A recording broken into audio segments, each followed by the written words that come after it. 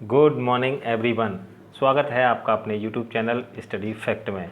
आज है 8 मई और 8 मई से जितने भी करंट अफेयर्स के क्वेश्चन बन सकते हैं तो आज हम उनके बारे में डिस्कस करेंगे और साथ ही कवर करेंगे स्टैटिक जीके को भी। लेकिन उससे पहले करते हैं हम अपना कल का क्विक रिवीजन। पश्चिम बंगाल की सरकार ने प्रवासियों के लिए कौन सा ऐप लॉन्च किया है? तो ये ऐप लॉन्च किया है एग्जिट ऐप। किसने किम जोंग उन को द्वितीय विश्व युद्ध मेडल से सम्मानित किया है? तो ये किया है व्लादिमीर पुतिन ने। कौन आईबीआरडी में अमेरिकी के नए प्रतिनिधि होंगे? तो ये होंगे अशोक माइकल पिंटो। किसने समुद्र सेतु ऑपरेशन लॉन्च किया है? तो ये लॉन्च किया है भारतीय नौसेना ने। किसने अल्ट्रावायलेट डिसइंफेक्शन टावर विकसित किया है? तो ये किया है डीआरडीओ ने। किस पोर्टल पर सरस कलेक्शन लॉन्च किया गया है? तो ये किया गया है सौरभ लोढ़ा। भारत में वन्य जीव संरक्षण अधिनियम कब लागू हुआ? तो ये लागू हुआ है सन 1972 में। संपत्ति निष्कासन के सिद्धांत की वकालत सबसे पहले किसने की? तो ये की है दादा भाई नौरोजी ने।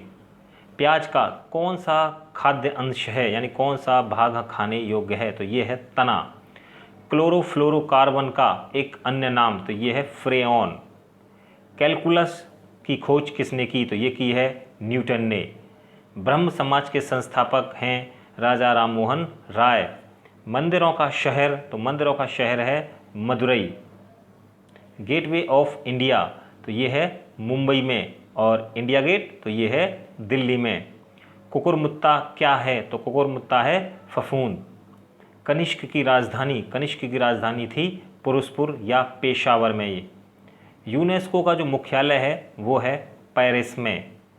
All India Muslim league? तो ये थे नवाब सलीमुल्लाह खान। भारत की कोकिला? तो भारत की कोकिला कौन है? तो ये है सरोजनी नायडू। दीन ए इलाही के प्रस्तावक कौन थे? तो या दीन ए इलाही किसने शुरू किया? तो ये किया था अकबर ने। और बुद्ध चरित्र के लेखक कौन हैं? तो ये हैं अश्वघोष। आइए इसी के साथ शुरुआत करते हैं आज के अपने करंट अफेयर्स की। तो आज का हमारा सबसे पहला प्रश्न है, मुस्तफ़ा अल कदीमी कहाँ के नए प्रधानमंत्री नियुक्त किए हैं? तो ये हुए हैं इराक के। इराक के पूर्व खुफिया प्रमुख मुस्तफ़ा अल कदीमी इराक के नए प्रधानमंत्री बन गए हैं। पूर्व पीएम आदिल अब्दुल मेहदी ने पिछले साल नवंबर में अपने पद से इस्तीफा दे दिया था। वह अपना कार्यकाल पूरे मंत्रिमंडल के बिना शुरू करेंगे क्योंकि कई मंत्री पद के उम्मीदवारों को अस्वीकार कर दिया गया है। इराक? तो इराक के राष्ट्रपति हैं बरहम सलीह। इराक की राजधानी है बगदाद और इराक की जो मुद्रा है वो है इराकी दीनार। आइए इसी के साथ बढ़ते हैं हम अपने नेक्स्ट क्वेश्चन की ओर। नेक्स्ट क्वेश्चन है हमारा, किस राज्य की सरकार ने आयुष कवच कोविड ऐप का शुभारंभ किया है? तो ये किया है उत्तर प्रदेश सरकार ने। उत्तर प्रदेश सरकार ने लोगों के स्वास्थ्य को बेहतर बनाने के लिए जरूरी इम्यूनिटी में सहयोग करने के लिए आयुष कवच कोविड ऐप लॉन्च किया है जो कोविड-19 के खिलाफ लड़ाई में उपयोगी हो सकता है। इस ऐप को आयुष मंत्रालय ने विकसित किया है। आयुष कवच कोविड ऐप प्राकृतिक संसाधनों पर आधारित है जो इम्यूनिटी को बढ़ाने के लिए उपाय सुझाएगी। यूपी? तो प्रधानमंत्री मोदी ने वाराणसी, उज्जैन और ओंकारेश्वर को जोड़ने के लिए काशी महाकाल एक्सप्रेस को कुछ समय पहले झंडी दिखाई है। प्रधानमंत्री मोदी ने पंडित दीनदयाल उपाध्याय की प्रतिमा का भी अनावरण किया है। प्रधानमंत्री मोदी ने दीनदयाल हस्तकला संकुल में Uttar Pradesh institute of design के एक सांस्कृतिक कला और हस्तशिल्प आयोजन काशी एक रूप अनेक का भी उद्घाटन किया है। राजधानी है यूपी की लखनऊ और ये बसा हुआ है गोमती नदी के किनारे। रक्षा मंत्री? तो ये हैं हमारे राजनाथ सिंह और इनका जो निर्वाचन क्षेत्र है वो है लखनऊ। सीएम यानी कि जो मुख्यमंत्री हैं वो हैं योगी आदित्यनाथ और राज्यपाल हैं आनंदीबेन पटेल। अखिल भारतीय पुलिस विज्ञान कांग्रेस का जो आयोजन लखनऊ में हो चुका है। यूपी राज्य की सरकार ने मुख्यमंत्री कृषक दुर्घटना कल्याण योजना की भी शुरुआत कर दी है। इसमें कोई भी किसान अगर काम करते हुए विकलांग या उनकी मृत्यु हो जाती है तो उनको परिवार को कुछ राशि से उनको सम्मानित किया जाएगा या उनको लिए दी जाएगी। आइए इसी के साथ बढ़ते हैं हम अपने नेक्स्ट क्वेश्चन की ओर। आईआईटी कानपुर और किसने डायनामिक्स लिमिटेड ने किफ़ायती वेंटिलेटर बनाने के लिए समझौता किया है? तो ये किया है आईआईटी कानपुर और भारत डायग्नोसिस लिमिटेड ने। रक्षा क्षेत्र के सार्वजनिक उपक्रम भारत डायनामिक्स लिमिटेड ने आईआईटी कानपुर के साथ नोका यानी NOCCA रोबोटिक्स आईआईटी कानपुर के त्वरित स्टार्टअप द्वारा विकसित किए गए वेंटिलेटर का निर्माण बड़े पैमाने पर करने के लिए समझौता किया है। नोका रोबोटिक्स ने गंभीर रूप से बीमार कोविड-19 मरीजों का जीवन बचाने में समर्थ एक हाई एंड किफ़ायती और स्वदेशी वेंटिलेटर विकसित और डिज़ाइन किया है। भारत डायग्नोस्टिक्स का प्रधान कार्यालय हैदराबाद तेलंगाना में। आइए इसी के साथ बढ़ते हैं हम अपने नेक्स्ट क्वेश्चन की ओर। किसने वरिष्ठ नागरिकों के लिए सुरक्षित दादा दादी और नाना नानी अभियान लॉन्च किया है? तो ये लॉन्च किया है नीति आयोग ने। नीति आयोग ने कोविड-19 के दौरान वरिष्ठ लोगों को सुरक्षित रखने के लिए पिरामल फाउंडेशन के साथ मिलकर एक अभियान शुरू किया है। इस अभियान का शीर्षक है सुरक्षित दादा दादी और नाना नानी अभियान रखा गया है। इस नए लॉन्च किए गए अभियान का उद्देश्य कोविड-19 महामारी के दौरान वरिष्ठ नागरिकों की देखभाल सुनिश्चित करना है। सुरक्षित दादा दादी और नाना नानी अभियान का लक्ष्य असम, बिहार, झारखंड, मध्य प्रदेश, उत्तर प्रदेश जैसे विभिन्न राज्यों के 25 संभावित जिलों में के नागरिकों को कवर करना है। नीति आयोग के जो अध्यक्ष हैं वो हैं वर्तमान प्रधानमंत्री यानी कि हमारे नरेंद्र मोदी जी। नीति आयोग के जो उपाध्यक्ष हैं वो हैं राजीव कुमार। नीति आयोग के मुख्य कार्यकारी अधिकारी हैं अमिताभ कांत और इसका जो पहले नाम था वो था योजना आयोग। किसका? नीति आयोग का। आइए इसी के साथ बढ़ते हैं हम अपने नेक्स्ट क्वेश्चन की ओर।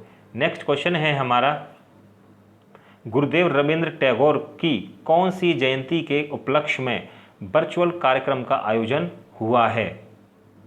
तो ये हुआ है 159वीं राष्ट्रीय आधुनिक कला संग्रहालय national gallery of modern art ने गुरुदेव रविंद्रनाथ टैगोर की 159वीं जयंती के उपलक्ष्य में एक वर्चुअल कार्यक्रम का आयोजन किया है। इस वर्चुअल टूर का शीर्षक गुरुदेव journey of the Maestro through his visual vocabulary रखा गया है। इस वर्चुअल कार्यक्रम में बहुमुखी प्रतिभाशाली कलाकारों द्वारा बनाई गई 102 कलाकृतियों की एक झलक पाने का अवसर मिलेगा। रविंद्रनाथ टैगोर प्रसिद्ध कवि, उपन्यास और चित्रकार थे। टैगोर को 1913 में गीतांजलि उपन्यास के लिए नोबेल पुरस्कार मिला और इन्होंने भारत और बांग्लादेश का भी राष्ट्रीय गीत लिखा है। राष्ट्रीय आधुनिक कला संग्रहालय के जो महानिदेशक हैं वो हैं अद्वैत। आइए इसी के साथ शुरुआत करते हैं अपने नेक्स्ट क्वेश्चन की। नेक्स्ट क्वेश्चन है हमारा, लोक लेखा समिति के अध्यक्ष के रूप में किसे फिर से नियुक्त किया गया है? तो ये नियुक्त किए गए हैं अधीर रंजन चौधरी। लोकसभा में कांग्रेस के नेता अधीर रंजन चौधरी को पुनः संसद की लोक लेखा समिति यानी पार्लियामेंट्स पब्लिक अकाउंट्स कमेटी यानी PAC का अध्यक्ष नियुक्त किया गया है। उन्हें लोकसभा अध्यक्ष ओम बिरला द्वारा समिति के अध्यक्ष के रूप में फिर से नियुक्त किया गया था।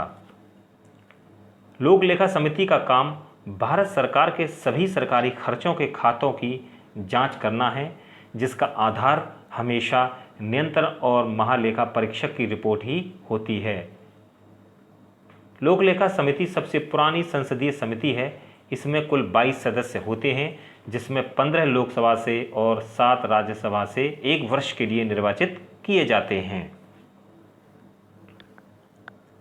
यहाँ पर हमारे करंट अफेयर्स के क्वेश्चन समाप्त होते हैं। पढ़ते हैं आज के अपने स्टैटिक जीके के प्रश्न। आज के हमारे स्टैटिक जीके के जो प्रश्न हैं वो हैं, डिफ्थीरिया से प्रभावित कौन सा अंग होता है? तो ये होता है श्वास नली। विद्युत चुंबक किसकी बनी होती है? तो ये बनी होती है मृदु लोहे की।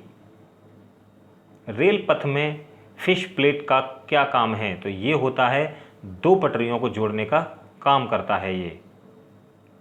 हेक्सा ब्लेड किसके बने होते हैं, यानी जिससे हम लोहा काटते हैं? वो होता है उच्च कार्बन इस्पात का।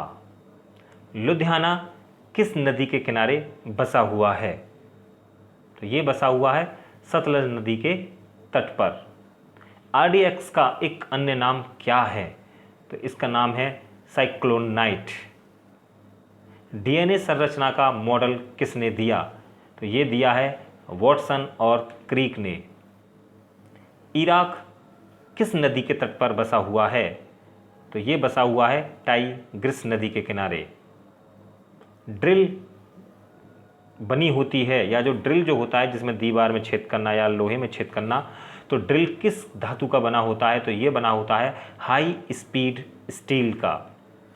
नोबेल पुरस्कार कब से प्रारंभ हुआ? तो ये प्रारंभ हुआ है सन 1901 से।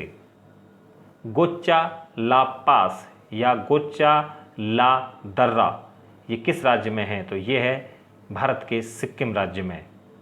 फ्लिपकार्ट के मालिक कौन हैं? तो ये हैं बिन्नी बंसल। श्वेत ग्रंथि कहाँ पाई जाती है? तो ये पाई जाती है त्वचा में। चेचक होने का क्या कारण है? तो इसके होने का कारण है वायरस। रामकृष्ण मिशन की स्थापना किसके द्वारा की गई?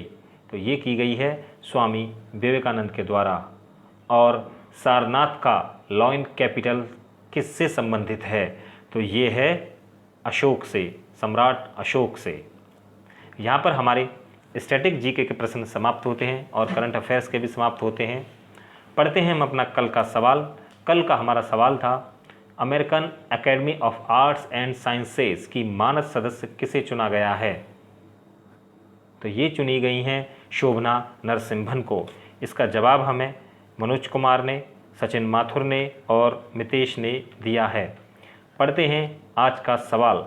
आज का सवाल है हमारा, जियोग्राफिकल इंडिकेशन रजिस्ट्रार ने कश्मीर केसर को कौन सा संकेत प्रदान किया है? ऑप्शन ए है इलेक्ट्रॉनिक संकेत, हवाई संकेत, भौगोलिक संकेत या जलीय संकेत। इसका जवाब हमें कमेंट बॉक्स में ज़रूर दीजिएगा। वीडियो आपको कैसी लगती है ये हमें ज़रूर बताएं। वीडियो को लाइक करें, शेयर करें, सब्सक्राइब करें। और फ्रेंड्स, हमारी मैथ की वीडियो भी डेली नहीं बल्कि एक दिन छोड़ के एक दिन उसको अपलोड किया जाता है, आप उसको ज़रूर देखें। धन्यवाद। जय हिंद।